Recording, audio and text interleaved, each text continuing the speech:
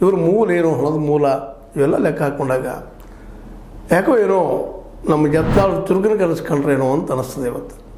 ಈಗಾದರೂ ಇನ್ನೂ ಅವರು ತಿರುಗಿನ ಕರೆಸಲ್ಲ ಇದ್ದಾರೆ, ನಾನು ಮಾಡೇ ಮಾಡ್ತೀನಿ ಅನ್ನೋ ಹಠದಲ್ಲಿ ಇದ್ದಾರೆ. ಮಾಡಲಿ ಏನು ತಪ್ಪಿಲ್ಲ, ಆದರೂ ಲಿಮಿಟ್ ಇರ್ತದಲ್ಲ ಯಾವುದಕ್ಕಾದರೂ.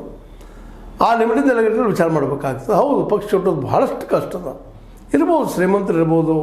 ನಮ್ಮ ಯತ್ನಾಳ್ರವರು 1 ವರ್ಷ 6 ತಿಂಗಳು ಜಗ್ಗಿಸಬಹುದು ಅದನ್ನು.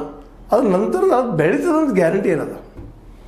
ಯಾಕಂದ್ರೆ ಇವ್ರು ಏನಾದರೂ ಪಕ್ಷ ಶುರು ಮಾಡಿದ್ರು ಅಂತಂದ್ರೆ ಹಿಂದುತ್ವ ಮೇಲೆ ಪಕ್ಷ ಆಗಿದ್ರು ಇನ್ನೂ ರಿಜಿಡ್ ಆಗ್ತಾರೆ. BJPಗರು, RSSಗರು. RSS ದೊಡ್ಡ ಒಂದು ಸಂಘಟನೆ ಅದ, ವಿಶಾಲ ಸಂಘಟನೆ, ರಾಷ್ಟ್ರ ಮಟ್ಟದಲ್ಲಿ ಜಗದಲ್ಲಿ ದೊಡ್ಡ ಸಂಘಟನೆ. ಅಂಥ ಸಂಘಟನೆ ಎದುರು ಹಾಕ್ಕೊಂಡು ನಮ್ಮ ಯತ್ನಾಳರು ಹೊಸ ಪಕ್ಷಕ್ಕೆ ಕಟ್ಟಲಿಕ್ಕೆ ಸಾಧ್ಯ ಅದನ್ನು. ಅವರು ಬೆನ್ನು ಹತ್ತಲಿಕ್ಕೆ ನಮ್ಮ ಯುವಕರು ತಯಾರಿದ್ದಾರೆ.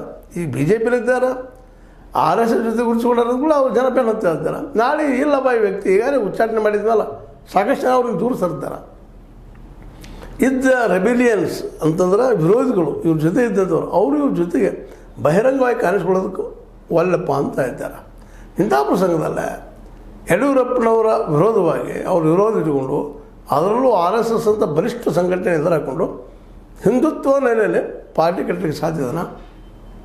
ಇದನ್ನು ವಿಚಾರ ಮಾಡಿದಂಥ ನಮ್ಮ KH ಈಶ್ವರಪ್ಪನವರು ಜಾಣ್ಮೆಯಿಂದ ಅವ್ರಿಗೇನು ಬೇಕಾಗಿತ್ತು, ಎಲ್ಲರೂ ಒಂದು ಲಾಬಿ ಇರ್ತದೆ ರೀ, ಇವ್ರದ್ದೇನು ಲಾಬಿ ಅದು ಗೊತ್ತಿಲ್ಲ. ಅವ್ರು ತಮ್ಮ ಮಗ ರಾಜಕೀಯ ಭವಿಷ್ಯ ಬೇಕಾಗಿತ್ತು, ಅದಕ್ಕೆ ಅವರು ಟಿಕೆಟ್ ಕೇಳಿದ್ರು, ಕೊಟ್ಟಿರಲಿಲ್ಲ, ಹೊರಗೆ ಬಂದಿದ್ದರು. ಈಗ ನಿಮ್ಮ ಮಗನ ನಾವು ಮುಂದೆ ರಾಜಕೀಯ ಭವಿಷ್ಯ ಮಾಡಿ ಕೊಡ್ತೀವಿ ಅಂತ ವಿಶ್ವಾಸ ಕೊಟ್ಟಿದ್ದಾರೆ ಅವರು. ಯಡಿಯೂರಪ್ಪನ ಮನೆಗೂ ಹೋದರು, ಮದುವೆಗೂ ಹೋದರು, ಮೊಮ್ಮಗನ ಮದುವೆಗೆ.